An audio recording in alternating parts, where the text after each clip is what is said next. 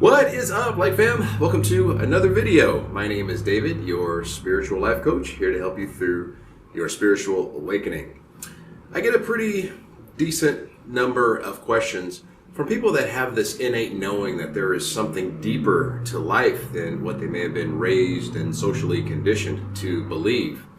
I would say that this innate knowing has never been more prevalent than this past year for obvious reasons.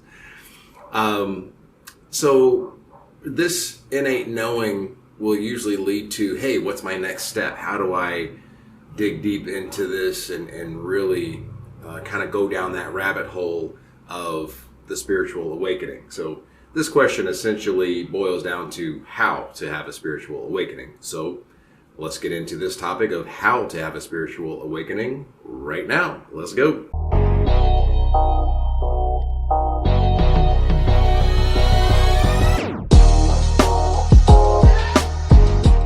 If you have not had a spiritual awakening yet, but you're asking the question how to have a spiritual awakening, then I would definitely say the spiritual awakening process has started for you. Just that desire to have a spiritual awakening, that desire to understand how everything really works and your role and your place in it all is definitely enough to get the wheels of self-discovery, or should I say source discovery, turning. So that desire to have a spiritual awakening starts the synchronicities that lead you to the right teachers, be they videos, books, life experiences, relationships, or actual in-person spiritual teachers. So when the student is ready, the teacher will appear, as they say. So how to have a spiritual awakening? Well, I hinted at this earlier when I used the phrase self-discovery. And this is what spirituality is all about. It's a journey of self-discovery. You have to live through and experience what you are not to truly understand what and who you truly are. This is why you're in the physical in the first place.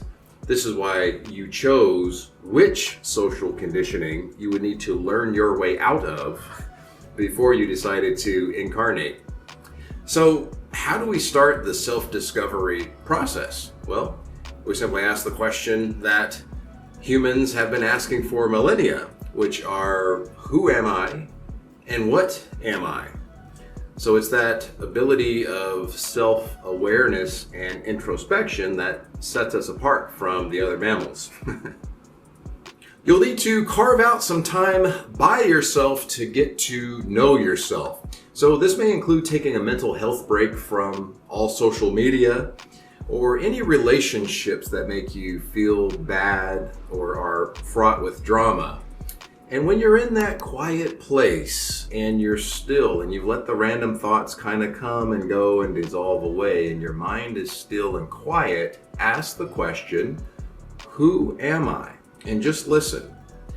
Now you're going to know which thoughts are just ego, just social conditioning, or just childhood trauma, because those thoughts are going to make you feel limited, constrained, or small. But it's that unexpected thought that comes out of nowhere, that thought that makes you say, whoa, I wasn't expecting that. That thought is going to carry the vibration of life, the vibration of possibility, the vibration of hope. That's the thought that comes from higher consciousness. That's the thought that comes from true self. And then do the same process for what am I? Weed out that egoic chatter that might be popping up, and that unexpected thought that comes in, that thought that you didn't intentionally think, that's going to carry that vibration of limitlessness. And now you're having a spiritual awakening. You're waking up from the lies of the ego. How to have a spiritual awakening. Step 2. Practice what I call accepting mindfulness. What is accepting mindfulness? Well, let's look at that first word, accepting, non-resistance. Can you think of what causes us to resist things in our life? I'll give you a hint. It's a 3-letter word. Yeah, you guessed it, ego. The 3D ego has us resisting everything in our lives because The 3D ego ties its concept of life or death to expectations and outcomes. The 3D ego says, I have to have my way or I will die. I have to get what I want or I will die. I have to be validated and approved by my outer world or I will die. So since the 3D ego's perspective is coming from that limited space of separation instead of unity, this can keep you in a state of fight or flight or resistance instead of a state of allowing, which is a flow state of receiving. And that second word, mindfulness. What is mindfulness? Well, mindfulness is being present in the now moment. You know, we get so much in our heads about where our future is going, or the regrets of the past, or we invent these complex ulterior motives for the smallest, simplest little things that we miss the magic of the now moment. You need to sink into the magic of the now moment and realize just how miraculous this now moment actually is. Be consciously aware of it and be grateful for it. This helps you to harmonize your energy with that abundant flow state of the universe. Appreciating the present now moment can slip you into a state of effortless gratitude. And this can cause you to live with a childlike wonder for life. This state of gratitude can make you feel at one with your environment, feel at one with the universe, feel at one with your outer reality, which now you're beginning to understand is really just a mirror of your inner awareness and beliefs. And this can cause you to take the 3D ego out of the driver's seat, put the 3D ego in the back seat, and just walk with that knowing and trusting that the universe is providing whatever you need. And that gets you out of that state of fight or flight, that state of resistance. That state of resistance is really just a life that has allowed the 3D ego to run amok. How to have a spiritual awakening. Step 3, be spiritual. You have to be the change that you want to see.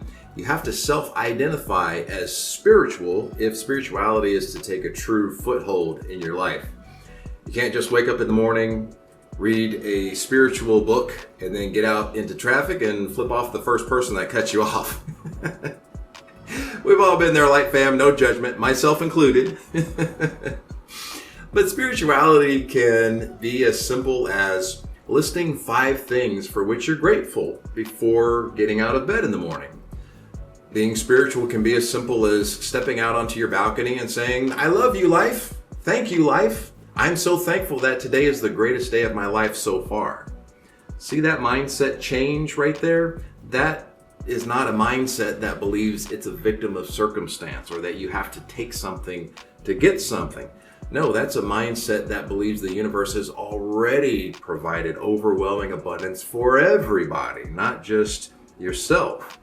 See, it's competition that is the plane of the ego. Competition. There's not enough for everybody. I gotta get before someone gets. No, that's a lack mentality.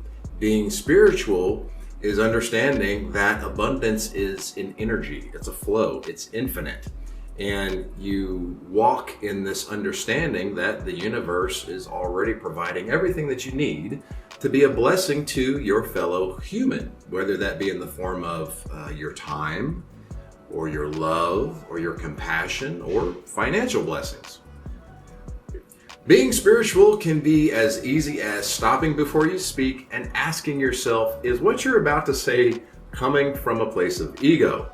Is it coming from a place of control? Is it coming from a place of emotional manipulation?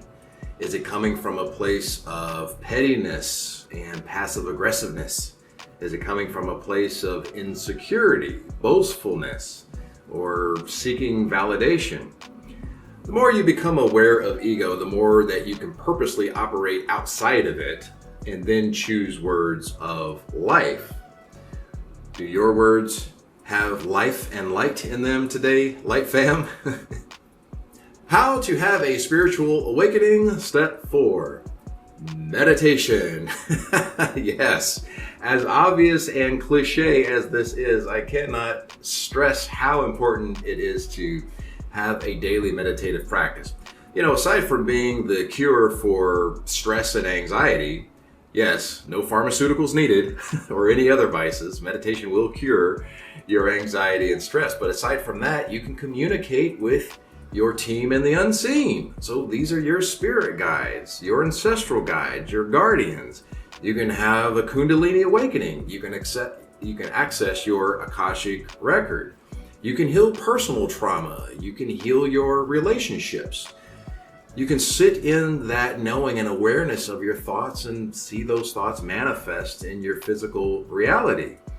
Meditation really is the foundation of all spiritual growth. Meditation allows you to reprogram your subconscious mind, because when you meditate deep enough, you're operating on the same brain waves as the subconscious. And since the subconscious connects directly to the quantum field and creates an alliance with all those potential parallel realities that we end up experiencing, that's a vibrational match to our subconscious. Clearly, you can see how important meditation is if you're serious about creating the life that you really want to live. Now, question of the day. What sparked your spiritual awakening? Share your experiences in the comments below with the Light Fam, please. Now, if you know anyone that wants to have a spiritual awakening, please share this video with them. The more you guys share my videos, the more the algorithm picks that up and kind of grows the channel a little bit and allows us to spread our light a little further out there in YouTube land. If you are interested in working with me one-on-one through Zoom, check the description below for some spiritual life coaching. If you have a question for me, add me over on Instagram _Lightways. Try my best to answer the questions, and I might just make a video out of your question. What else we got? Oh, hit the bell for notifications.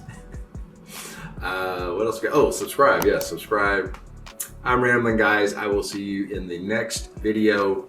Light, love, and abundance to all that are watching and to all you love. Peace, guys.